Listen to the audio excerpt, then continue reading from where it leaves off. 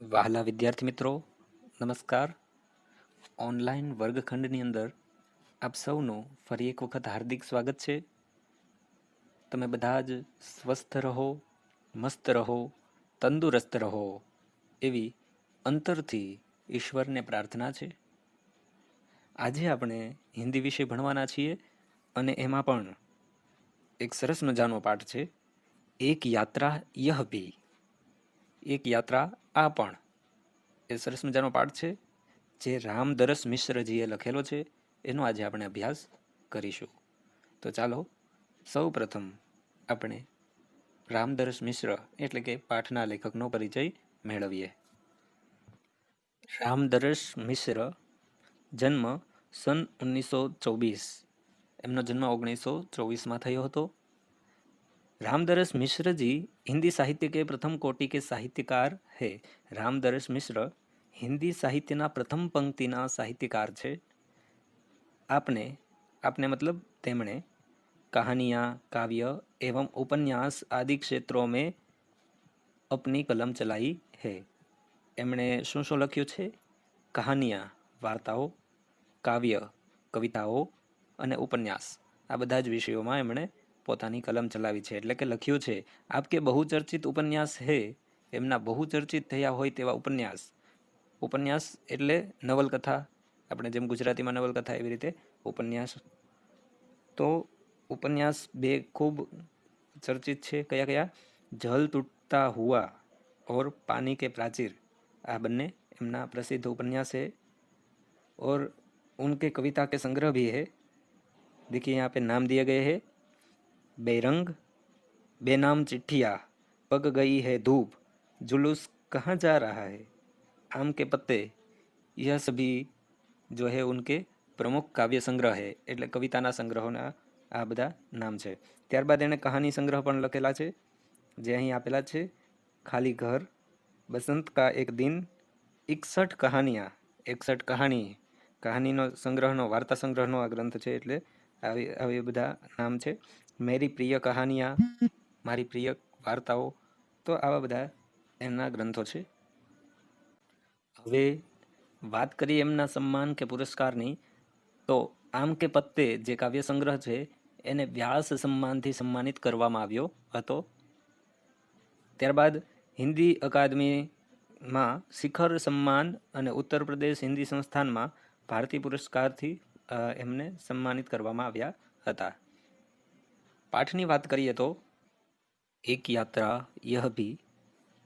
कहानी में रिक्शे वाले से परिचित होने पर उसके जीवन की घटनाओं से नारी के प्रति उसका दृष्टिकोण देखकर तथा जीवन में उतारे गए कर्तव्य बोध से प्रेरणा प्राप्त होती है. જુઓ શું કહ્યું? આ વાર્તામાં એક રિક્ષાવાળાથી પરિચિત થયા બાદ લેખકને એના જીવનની ઘટનાઓથી નારી પ્રત્યેનો એટલે કે સ્ત્રી પ્રત્યેનો જોવાનો દૃષ્ટિકોણ જોઈને અને એના જીવનમાં ઉતારેલા કર્તવ્યને, આ બધું જ વસ્તુ જોઈને પ્રેરણા પ્રાપ્ત થાય છે. સ્ત્રી सम्मान, स्त्री सुरक्षा एवं आत्मीयतापूर्ण संबंधों को खूबी से प्रस्तुत किया गया है. આમાં શું આપેલું છે આ પાઠમાં? તો કે સ્ત્રી સન્માનની વાત છે, સુરક્ષા કોની? સ્ત્રીની, અને આત્મીયતા, એકબીજાના પ્રત્યે આત્મીયતાની એક સરસ મજાની વાત કરવામાં આવી છે, જો અત્યંત પ્રેરક છે, ખરેખર પ્રેરણા આપનારી છે. તો સરસ મજાનો આ પાઠ આપણે જોઈએ. સૌ પ્રથમ લેખક કહે છે કે મેં બહુત યાત્રાભીરુ હું. મેં એટલે હું ખૂબ જ યાત્રાભીરુ છું. યાત્રાભીરુ એટલે મુસાફરીથી ડરવાવાળા. ભીરુ એટલે ડરપોક. તો મને મુસાફરી કરતાં બીક લાગે છે. યાત્રા પર નિકલતે સમય ડર બના હોતા હે. યાત્રા ઉપર નીકળું છું ત્યારે મને ડર હોય છે કે પતા નહીં કોણ કેસે કેસે લોકો સે પાલા પડેગા. ખબર નહીં કે કેવા કેવા લોકો સાથે સંબંધ જોડાશે. પાલા પડેગા મતલબ સંબંધ જોડાશે. सबसे बड़ी असहजता तो अनुभव होती है अंट शंट किराया मांगने वाले ऑटो वाले से. લેખકને સૌથી વધારે અસહજતાનો અનુભવ થતો હોય તો અણશંટ કિરાયા માંગને વાલે ઓટો વાલે છે, એટલે કે એ ઓટો રિક્ષાવાળા જે એની લિમિટથી વધારે જે એનું ભાડું માગે છે, બરાબર, એનાથી એમને અસહજતાનો અનુભવ થતો હતો. કારણ કે રિક્ષાવાળાનું તો કેવું હોય કે કોઈ નવો માણસ દેખાય છે, અજાણ્યો માણસ, તો એની આગળ ભાડું છે એ વધારે માગતા હોય છે. તો ત્યાં એમને અસહજતા જેવું લાગતું હતું. નए શહેર મેં કેસે કેસે લોગ મિલેંગે, નવા શહેરમાં કેવા કેવા લોકો મળશે, यह चिंता भी बनी होती है. આવી ચિંતા પણ બની રહેતી હોય છે. तो इस बार एक डॉक्टर से मिलने के लिए ग्वालियर जाना पड़ गया. તો આ વખતે એક ડૉક્ટરને મળવા માટે ગ્વાલિયર નામનું શહેર છે ત્યાં જવું પડ્યું. પત્ની પત્ની સાથે હતી, इसलिए આશ્વસ્તિ બની हुई थी, એટલે આશ્વાસન બની રહેલું હતું.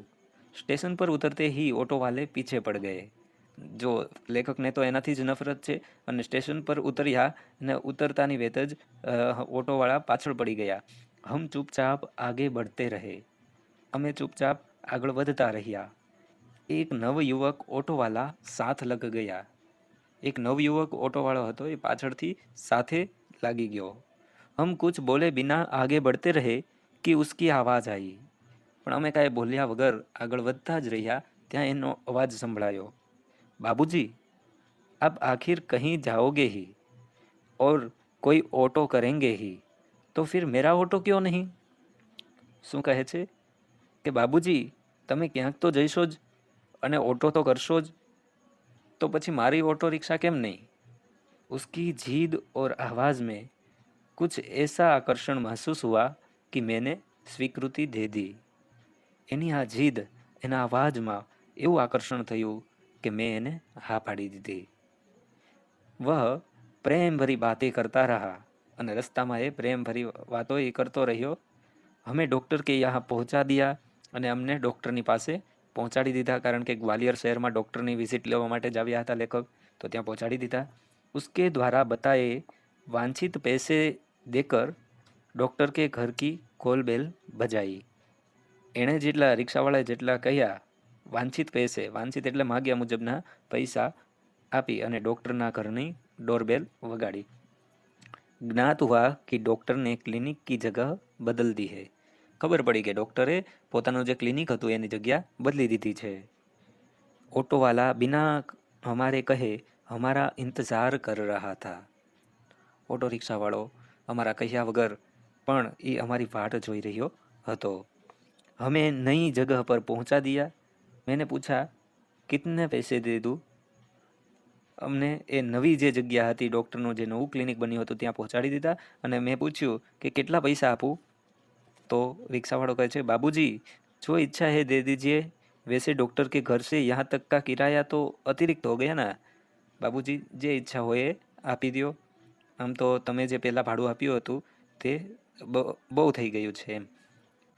उसने पूछा बाबूजी यहाँ से कहाँ जाएंगे. એણે પૂછ્યું, બાબूजी અહીંથી ક્યાં જશો. मैंने होटल का नाम बता दिया और कहा भाई तुम जाओ, यहाँ देर लग सकती है. મેં હોટલનું નામ કહી દીધું અને કહ્યું કે ભાઈ તું જા, અહીંયા વાર લાગી શકે છે, આ તો ક્લિનિક છે.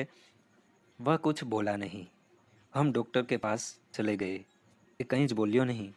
અમે ડૉક્ટર પાસે ચાલ્યા ગયા. ઘંટા ભર બાદ નિકલે તો દેખા વહ વહીં ખડા થા. કલાકો પછી આવ્યા ને તો જોયું તો એ રિક્ષાવાળો ત્યાં જ ઊભો હતો. अब हमें महसूस होने लगा था कि यह ऑटो वाला कुछ और है. હવે અમને મહેસૂસ થતું હતું કે આ રિક્ષાવાળો કંઈક અલગ જ છે. वह हमारे भीतर घर करता गया. એ અમારી અંદર, ભીતર મતલબ અંદર, ઘર જગ્યા કરતો ગયો. હોટલ પર છોડકર उसने पूछा फिर कब आऊँ. હોટલ પર અમને ઉતારી અને પછી કહ્યું કે પાછો ક્યારે આવું. यानी यानी आप शहर में घूमेंगे फिरेंगे ना. હવે લેખક પૂછે છે યાની એટલે કેમ. તે રિક્ષાવાળો કહે છે કે તમે શહેરમાં ફરશો ને. આપકો જहाँ जाना होगा ले चलूँगा, वैसे यहाँ कब तक है. તમારે જ્યાં જવું હશે ત્યાં હું લઈ જઈશ. આમ તમે ક્યાં સુધી છો. તો લેખક કહે છે કલ શતાબ્દી से लौटेंगे. કાલ શતાબ્દી એટલે શતાબ્દી એક્સપ્રેસમાંથી પાછા ફરીશું અથવા પાછા જઈશું. तो आपको घुमाने के लिए कब आ जाऊँ. फिर पूछता है ऑटोवाला. તો તમને ફરવા લઈ જવા માટે ક્યારે આવી જાઉં એવું પૂછે છે. ભાઈ आज तो थके हैं, આરામ કરેંગે, કલ ઘૂમેંગે. શું કહે છે? ભાઈ આજે તો અમે થાકી ગયા છીએ, આરામ કરીશું, કાલ ફરીશું. ठीक है बाबूजी, यह यह रहा मेरा मोबाइल नंबर, मुझे फ़ोन करके बुला लीजिएगा. રિક્ષાવાળા ઓટોવાળો કહે છે, ઠીક છે બાબુજી, આ રહ્યો મારો મોબાઈલ નંબર, મને फ़ोन કરીને બોલાવી લેજો. અરે तुमने अपना नाम तो बताया ही नहीं. હવે એને નામ પૂછે છે તો કહે છે મોહન. मोहन अच्छा नाम है. मोहन सारू नाम है. दूसरे दिन घूमने का कार्य शुरू हो गया. वह बहुत प्रेम से एक के बाद एक स्थान दिखाता गया. मुझे बाबूजी और पत्नी को अम्मी नाम से संबोधित करता रहा. બીજે દિવસે અમને ખૂબ પ્રેમથી બધી જ વસ્તુ એક પછી એક એ દેખાડતો રહ્યો અને મને બાબूजी કહેતો અને મારી પત્નીને અમ્મા કહેતો. घूम घुमा कर होटल पर लौटे तो चाय पीने के लिए उसे भी कमरे में बुला लिया. ફરી ફરીને અમે પાછા ફર્યા ત્યારે એને પણ ચા પીવા માટે રૂમમાં બોલાવી લીધો. વહ બહુ સંકોચ કે સાથ આયા. એને થોડો સંકોચ થયો, શરમ થઈ. એને એ સંકોચ સાથે ही આવ્યો. ચાય પાન કે સાથ અમારી પારિવારિક વાર્તા શરૂ હો ગઈ. ચા પીધા પછી અમારી એક વાર્તાલાપ, અમારી વાતચીત શરૂ થઈ ગઈ. પત્નીને પૂછા, બેટે तुम ग्वालियर के हो? પત્નીએ પૂછ્યું, બેટા તું આ શહેર એટલે કે ગ્વાલિયરનો છો? नहीं अम्मा, मैं मूलतः आगरा का हूँ. ना अम्मा, हूँ मूળ આગ્રાનો છું. आना पड़ गया, यहाँ आना पड़ गया, અહીંયા આવવું પડ્યું. हमें लगा कि वह यह कहते कहते कुछ भर आया है. અમને લાગ્યું કે આ કંઈક કહેતા કહેતા ભરાઈ આવ્યો છે, इसलिए चुप रहे, એટલે અમે ચૂપ રહ્યા. लेकिन वह स्वयं बोलने लगा, પણ એ પોતે જ બોલવા लाग्યો. आगरा में अपना घर है. ત્યાં આગ્રા જે છે ને ત્યાં મારું ઘર છે. મા બાપ તો બચપન में ही गुजर गए. મા બાપ તો નાનો હતો ત્યારે જ ગુજરી ગયા. बड़े भाई ने मेरी परवरिश की. મોટા ભાઈએ મારી પરવરિશ કરી એટલે સંભાળ મને મોટો કર્યો. ભાઈ વકીલ હે, मैं भी बीए पास हूँ. ભાઈ વકીલ છે, હું પણ બીએ પાસ છું, કોલેજ કરેલી છે. કોઈ નોકરી ખોજ રહા થા કે કોઈ નોકરી શોધી જ રહ્યો હતો ત્યાં એક ચુપ્પી સી છા ગઈ, એક શાંતિ છવાઈ ગઈ. હજી એની વાત અધૂરી છે ત્યાં એ બોલતો બોલતો અટકી ગયો. હમે લગા કે इसके साथ कोई अवांछित घटना घटी है.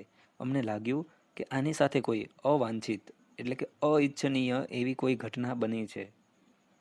उसे छेड़ा नहीं, किंतु उसने फिर कहना शुरू किया. એને અમે છેડ્યો નહીં પણ એને ફરીથી આગળ વાત શરૂ કરી. मैं नौकरी की तलाश में इधर उधर भटक रहा था. હું નોકરીની શોધમાં આમથી તેમ ભટકી રહ્યો હતો. આ આગ્રાની વાત કરે છે. एक दिन भटक कर लौट रहा था कि रास्ते में एक परिचित लड़की मिल गई. એક દિવસ હું ભટકી ભટકી અને પાછો આવી રહ્યો હતો ત્યાં રસ્તામાં એક પરિચિત છોકરી મળી ગઈ, લડકી છોકરી મળી ગઈ. બદ હવાસ सी ઘીઘિયાતી हुई बोली, मोहन मुझे बचा लो. ઓળખતી હતી એટલે એ એકદમ ડરી ગયેલી હતી. કહે છે કે મોહન મને બચાવી લે. ક્યો? ક્યા હુઆ? કેમ? શું થયું? છોકરી કહે છે, मेरे माँ बाप एक अधेड़ के हाथ मुझे बेच रहे हैं. મારા મા બાપ મને એક આધેડ વ્યક્તિના હાથે વેચી રહ્યા છે. આધેડ એટલે 50 વર્ષની ઉંમરનો જે વ્યક્તિ હોય ને એને આધેડ કહેવાય. તો એવાની આગળ વેચી રહ્યા છે. મેં કુયા में गिरकर जान दे दूंगी. હું કૂવામાં પડીને મરી જઈશ. किंतु उस खुसट अधेड़ के साथ नहीं जाऊंगी. પણ એ ખુસટ એવા આધેડની સાથે નહીં જાઉં. मैं बहुत असमंजस में पड़ गया. હું ખૂબ જ અસમંજસ, એક શું કહેવાય કે સ્થિતિ નક્કી ન કરી શકાય એવી અવઢવમાં હું પડી ગયો. ક્યાં કરું? શું કરવું? કર ભી ક્યા સકતા હું? કરી પણ શું શકું છું? મુझे लगा कि स्टेशन चलना चाहिए. મને લાગ્યું કે સ્ટેશન ચલવું જોઈએ. वहाँ उसे ले गया और थानेदार से हकीकत बयान की. પોલીસ સ્ટેશને લઈ ગયા અને જે થાનેદાર હતા એની સાથે એને હકીકત કહી. वे कुछ देर सोचते रहे कि क्या किया जा सकता है। એ જે પોલીસ હતા એ પણ સમજદાર હતા. એ ઘણીવાર સુધી વિચારતા રહ્યા કે શું કરી શકાય. थानेदार साहब बोले, इसकी एफआईआर लिखकर इसके माँ बाप को हवालात में બંધ કરવા દેતા. આની એફઆઈઆર અત્યારે લખી અને આના મા બાપને હું હવાલાતમાં એટલે કે જેલમાં બંધ કરી દેત. લેકિન પણ ફિલહાલ ચિંતા ઇસ લડકી કી હે. પણ અત્યારે ચિંતા કોની છે? આ છોકરીની છે. કે આખિર ઇસકે લીએ ક્યા કિયા જાય. આ છોકરી માટે શું કરવામાં આવે? એના મા બાપને તો હજી આપણે હવાલાતમાં કે જેલમાં પૂરી દઈએ. એક છોટી સી ચુપ્પી કે બાદ વે એકાએક બોલે. એક નાનકડી શાંતિ પછી એ એકાએક બોલ્યા, તુમ્હારી શાદી હો ગઈ હે? તારા લગ્ન થઈ ગયા છે? मैंने न में सिर हलाया. मैं ना पाड़ता माथું હલાવ્યું. તો બોલે, तुम इससे शादी क्यों नहीं कर लेते? તું આની સાથે લગ્ન કેમ નથી કરી લેતો? मैं तो इस आकस्मिक प्रस्ताव से चकरा गया. હું આ आकस्मिक प्रस्तावથી चक्कर खाई गयो. किंतु कुछ पल बाद लगा कि इसमें बुराई क्या है. પણ થોડી વાર પછી લાગ્યું કે આ વાતમાં ખોટું શું છે. मैंने कहा, सर इससे तो पूछ लीजिए. मैं કહ્યું, सर आने तो पूछ लो. थानेदार ने उससे पूछा तो उसने स्वीकृति सूचक सिर हिला दिया. પોલીસવાળાએ તેને પૂછ્યું એ છોકરીને, તો એણે હા પાડતી હોય એવી રીતે માથું હલાવ્યું. લેકિન લેકિન ક્યાં મોહન? મોહન કહે છે પણ શું મોહન? પોલીસ પૂછે છે. बाबूजी, लेकिन यह कि भाभी अपनी बहन से मेरी शादी कराना चाहती रही. એટલે કે ભાભી જે છે મારી એ પોતાની બેન સાથે મારા લગ્ન કરાવવા માગે છે. बात तय हो चुकी थी. बात છે એ નક્કી થઈ ગઈ છે. फिर बाबूजी मैंने सोचा भाभी जी की बहन से तो कोई भी अच्छा आदमी शादी कर लेगा. પછી બાબુજી મેં વિચાર્યું કે ભાભીજીની બેન છે એની સાથે તો કોઈ પણ સારો છોકરો છે એ લગ્ન કરી લેશે. वहाँ कोई संकट नहीं है. ત્યાં કોઈ ચિંતા નથી. लेकिन इस लड़की की तो जिंदगी खतरे में है. પણ આ છોકરીની તો જિંદગી મુશ્કેલીમાં છે. લડકી સુંદર ભી હે. છોકરી સુંદર પણ છે. પરિચિત પણ છે. और सबसे अहम बात यह ही कि वह संकट में है. અને સૌથી મહત્વની અગત્યની વાત છે કે આ મુશ્કેલીમાં છે. इससे विवाह करना प्रीतिकर भी होगा. આની સાથે વિવાહ કરવા, લગ્ન કરવા એ પ્રીતિકર એટલે ગમશે પણ, ઓર માનવીય ભી એટલે માનવીય પણ રહેશે. જો આ આખી વાત કોણ કહે છે? એ રિક્ષાવાળો પોતાના વિશે કહે છે. જ્યારે એના બાબુજી પૂછે છે કે તું ક્યાંનો છે, આગ્રાનો છે, એના સંદર્ભમાં કહે છે પોતાની વાત. બરાબર? એટલે આ સ્થિતિ એ પહોંચ્યા છે. પછી આગળ કહે છે लेकिन हाँ अब समस्या यह कि विवाह एकदम तो न हो जाएगा. કહે છે કે હા હવે સમસ્યા એ છે કે વિવાહ કઈ અત્યારે તો નહીં થઈ જાય. यदि लड़की घर गई तो फिर वही बेच दिए जाने का संकट. જો એ છોકરી પાછી ઘરે જશે તો પાછું એને વેચી દેવાનું આ જે મુશ્કેલી છે એ આવશે. મેં સાથ લઈ જાઉં તો ભૈયા ભાભી નારાજ હોંગે ही. હું સાથે લઈ જઈશ તો ભૈયા ભાભી નારાજ થશે. इसके माँ बाप मेरे ऊपर लड़की भगाने का केस कर देंगे. आना माता पिता मारी ऊपर पाछળ છોકરી ભગાવવાનો કેસ કરી દેશે. जब मैंने थानेदार के सामने यह समस्या रखी तो वे बोले. મેં પોલીસ સામે જે થાનેદાર હતા એની સામે આ સમસ્યા રાખી તો એ બોલ્યા, कुछ दिन के लिए इसे नारी निकेतन में रखवा देता हूँ. थोड़ा दिवस હું આને નારી નિકેતનમાં રખાવી દઉં છું. लड़की से माँ बाप के खिलाफ शिकायत लिखवा कर रख लेता हूँ. लड़कीના માતા પિતા ઉપર ફરિયાદ લખી અને રાખી દઉં છું. 15 दिन बाद उन्होंने मंदिर में उससे मेरी शादी करवा दी. 15 દિવસ પછી એની એ જે છોકરી હતી તેની મારી સાથે વિવાહ કરાવી દીધા. मैंने कहा, मोहन ऐसे थानेदार कहाँ होते हैं. લેખક કહે છે કે મોહન આવા પોલીસ થાનેદાર ક્યાં હોય છે. मुझे तो इस घटना पर विश्वास ही नहीं हो रहा है. મને તો આ ઘટના ઉપર વિશ્વાસ જ નથી થઈ રહ્યો. लगता है कथा सुन रहा हूँ. લાગે છે કે વાર્તા સાંભળું છું. આપ સહી કહ રહે હે. મોહન કહે છે કે તમે સાચું કહો છો બાબુજી. लेकिन यह थानेदार कवि भी है. આ થાનેદાર કવિ પણ છે. कवि सम्मेलनों में कविताएं पढ़ता है और इसकी कविताएं मानवीय संवेदना से भरी होती है. અને કવિ સંમેલનોમાં એ કવિતા પણ વાંચે છે અને એની કવિતાઓ માનવીય સંવેદનાથી ભરી રહેલી હોય છે. हाँ तब ठीक है भाई, हर क्षेत्र में कोई ना कोई मसीहा दिखाई पड़ ही जाता है. हाँ तब કોઈના કોઈ ક્ષેત્રમાં, કોઈ પણ ક્ષેત્રમાં જુઓ તો કોઈ મસીહા એટલે કે કોઈ દેવદૂત દેખાય જ છે. તબ યહ કે મેરે ભાઈ ભાભી મુझसे ખફા હો ગયે. પછી શું થયું તો કહે છે કે તબ યહ કે મેરે ભાઈ ભાભી મુझसे ખફા હો ગયે, એટલે એ તો રૂઠી ગયા, નારાજ થઈ ગયા. હમે ઘર से निकाल दिया, અમને ઘરમાંથી કાઢી મૂક્યા. एक तो मैंने उनकी साली से शादी नहीं की, दूसरे जिस लड़की से की वह किसी और जाति की है, અને જે છોકરી સાથે લગ્ન કર્યા એ બીજી જાતિની હતી. તો તુમ લોગ ગ્વાલિયર આ ગયે, તો કહે છે તમે તો ગ્વાલિયર આવી ગયા એમ ને. હા બાબુજી, આગ્રા મેં હમારા નિવાહ હોના કઠિન થા. એ કહે છે કે આગ્રામાં રહેવું, હવે ભાઈ ભાભીએ પણ અમને નારાજ થઈ ગયા અને કાઢી મૂક્યા, એટલે ત્યાં રહેવું મુશ્કેલ થઈ ગયું હતું. પરાये शहर में भले ही कोई अपनापन न हो, किंतु यह परायापन उस अपनेपन से अच्छा है. ભલે આ પારકા શહેરની અંદર પોતાનું કોઈ ન હોય, પણ આ પારકાપણું પોતાનાપણાથી સારું છે. જો દિન રાત અપ્રીતિકર વ્યવહાર બનકર તન મન કો ઉદ્વિગ્ન કરતા રહે, જે પોતાનાપણું આપણને રાત દિવસ આપણને ચિંતિત કરે એની કરતાં આ પારકાપણું સારું છે, કારણ કે અહીંયા અમે શાંતિથી રહી શકીએ છીએ. હા સહી કહ રહે હો, કહે છે આ સાચું કહી રહ્યો છે. તો યહાં કોઈ નોકરી તો રખી નહીં થી.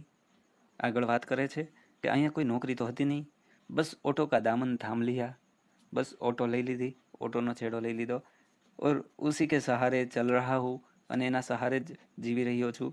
વાસ્તવ મેં તુમ બહુત બડે હો મોહન. જુઓ હવે લેખક કહે છે, જો પાઠની શરૂઆત તમે યાદ કરશો તો લેખકનું મન હતું ઓટોવાળા, રિક્ષાવાળાથી એને સહેજ અસહજતા હતી, એને નફરત હતી કે અંટ સંટ કિરાયા માગના, કે મન ફાવે એટલું કિરાયો ભાડો માગે. પણ અહીંયા લેખકનું મન પરિવર્તન થાય છે. એ આ મોહનને કહે છે કે વાસ્તવ મેં તુમ બહુત બડે હો મોહન, ખરેખર તું ખૂબ મોટો છે. બડે બડે લોગ તો નારી હિત મેં બડે બડે લેક્ચર દેતે હૈ. ઘણા બધા લોકો, મોટા મોટા લોકો નારી હિતમાં મોટા મોટા લેક્ચર આપે છે. લેખ કવિતા એ લિખતે रहते हैं, લેખ કવિતાઓ આ બધું લખે છે, किंतु अपने व्यवहार में नहीं उतारते. लेकिन तुमने तो बहुत सहज भाव से एक लड़की को दुर्दशाग्रस्त होने से बचा लिया और अपने जीवन के साथ उसे सम्मान पूर्वक लगा लिया. આવું બધું કરે છે પણ પોતાના વ્યવહારમાં નથી ઉતરતા, પણ તે તો એક સરળતાથી એ છોકરીને દુર્દશાથી બચાવી લીધી અને પોતાની સાથે સન્માનપૂર્વક રાખી છે. बाबूजी इस कार्य से मुझे भी बहुत संतोष मिला. मैंने तो एक बार उसका उद्धार किया, किंतु वह तो प्रायः मुझे संकटों से उबारती रहती है. છતાં પણ એ છોકરીનો જ એ આભાર માને છે કે બાબુજી મને આ કાર્યથી ખૂબ સંતોષ મળ્યો, મેં તો એકવાર એનો ઉદ્ધાર કર્યો, પરંતુ એ વારંવાર મને સંકટોથી, મુશ્કેલીઓથી બચાવે છે. मोहन की यह कहानी हम पर छा गई और वह हमारे मन में कितना बड़ा हो गया. મોહનની આ વાત અમારા ઉપર છવાઈ ગઈ અને એ અમારા મનમાં ખૂબ મોટો થઈ ગયો. गाड़ी का समय हो रहा था, मोहन हमें लेकर स्टेशन आ गया. गाड़ीનો સમય થઈ ગયો હતો, મોહન અમને લઈને સ્ટેશન આવી ગયો. उसे मैं 500 रुपये का नोट देने लगा. वह बोला रहने दीजिए बाबूजी. હું એને 500 રૂપિયાની નોટ દેવા જઈ રહ્યો હતો ત્યારે બોલ્યો રહેવા દો બાપુજી. અરે यह तुम्हारा पारिश्रमिक है, कोई दान थोड़ी दे रहा हूँ. આ તો તારો પરિશ્રમ છે, મહેનત છે, હું દાન થોડી આપી રહ્યો છું. बाबूजी मैंने माँ बाप का प्यार नहीं पाया, कल से ही लग रहा है कि मुझे माँ बाप मिल गए हैं. બાબુજી મેં મા બાપનો પ્રેમ નથી મેળવ્યો, પણ કાલથી જ લાગે છે કે મને મા બાપ મળી ગયા છે. इस सुख के आगे पैसे का तो कुछ मोल नहीं. આ સુખની આગળ પૈસાનું તો કાંઈ મૂલ્ય જ નથી. पैसा तो और लोगों से भी कमा लेता हूँ. પૈસા તો બીજી જગ્યાએથી પણ કમાઈ લઉં છું. બેટે लेकिन मेरी भी तो सोचो, मैं बेटे का शोषण कैसे कर सकता हूँ. બેટા પણ મારું તો વિચાર, હું કાંઈ દીકરાનું શોષણ કેવી રીતે કરી શકું. लेकिन यह तो बहुत है, इतना लूंगा तो आपका शोषण हो जाएगा. પણ આ તો ઘણા બધા રૂપિયા છે, આટલા બધા લઈશ તો તમારું શોષણ થઈ જશે. यह कहकर वह 500 का नोट लेकर 300 वापस करने लगा. આવું કહીને તે ₹500 નોટ લઈને 300 પાછા આપવા લાગ્યો. બોલા, મુझे इतना पराया न कीजिए बाबूजी, મને આટલો પારકો ન કરો બાબूजी. હા, जब भी ग्वालियर आइएगा मुझे बुला लीजिएगा. હા, જ્યારે પણ ગ્વાલિયર આવો ત્યારે મને બોલાવી લેજો. मेरा फ़ोन नंबर तो आपके पास है ही, મારો ફોન નંબર તો તમારી પાસે છે જ. લેકિન મેરી એક શર્ત હૈ. બાબूजी કહે છે કે મારી એક શરત છે. વહ ક્યા બાબूजी? એ શું છે બાબूजी? તો કહે છે કે એ ₹500 ચૂપચાપ તુમ્હે લેને ही पड़ेंगे. આ ₹500 તારે ચૂપચાપ લેવા જ પડશે, આ શરત છે. उसने ₹300 अपनी जेब में रख लिए. એણે એ પૈસા પોતાના ખીચામાં જ રાખી દીધા. जैसे कह रहा हो, यह कैसी शर्त आपने रख दी बाबूजी. જેમ કહી રહ્યો હોય કે આ કેવી શરત તમે રાખી દીધી. कुछ क्षण बाद बोला, થોડી વાર પછી બોલ્યો, बाबूजी आपका फ़ोन नंबर तो मेरे फ़ोन पर आ ही गया है. તમારો ફોન નંબર તો મારા ફોનમાં આવી જ ગયો છે. કભી કભી ફોન કરતા રહું ક્યા? ક્યારેક ક્યારેક ફોન કરતો રહું છું. હા હા ભાઈ, શોખ છે. હા હા ભાઈ, શોખથી કરજે. મુझे अच्छा लगेगा, મને સારું લાગશે. લેકિન આપકા નામ તો मैंने પૂછા ही नहीं बाबूजी. પણ મેં તમારું નામ તો પૂછ્યું જ નથી. मैं हूँ सत्यकेतु. મારું નામ છે સત્યકેતુ. और पत्नी है कामना. અને પત્નીનું નામ છે કામના. और जब हम स्टेशन के अंदर जाने लगे तब वह आंखों में न जाने कितना अपनापन लिए हमें निहारता रहा. અને અમે જ્યારે સ્ટેશનમાં જઈ રહ્યા હતા ત્યારે ન જાણે એ કેટલે પોતાનાપણું લઈને અમને જોતો રહ્યો. તો આ એક યાત્રા આ પણ હતી કે જેનાથી લેખક ડરી રહ્યા હતા. એ યાત્રા આટલી સુંદર અને સારા વ્યક્તિ સાથે રહી. તો વિદ્યાર્થી મિત્રો, આ સરસ મજાના પાઠમાંથી આપણને શું શીખવા મળે છે? આ પાઠમાંથી આપણને બોધ મળે છે કે એક બાજુ સ્ત્રી અને પુરુષ બંને સમાન છે એવી વાતો કરવામાં આવે છે, તો એક બાજુ એ નારીને એકદમ હલકી નજરે જોવાવાળો વર્ગ છે. અત્યારનો સમાજ ખૂબ દૂષિત છે. ત્યારે આપણને આ મોહન જેવા જે પાત્રો છે, જે નારીની સુરક્ષા, જે નારીનું સન્માન બરાબર રીતે સમજે છે, તે આપણા જીવનમાં કંઈક ને કંઈક પ્રેરણા આપે છે. તો આપણે ખરેખર આ મોહન જેવા વ્યક્તિઓની દેશમાં હાલની તારીખે જરૂર છે.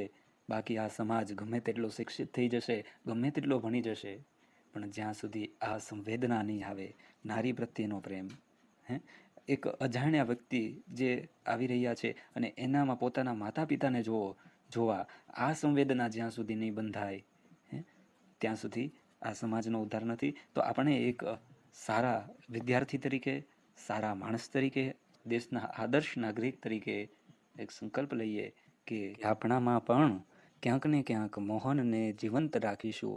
આજીવન આ યાત્રાને આપણે યાદ રાખીશું. આશા રાખું છું તમને પાઠ સમજાઈ ગયો હશે. અસ્તુ.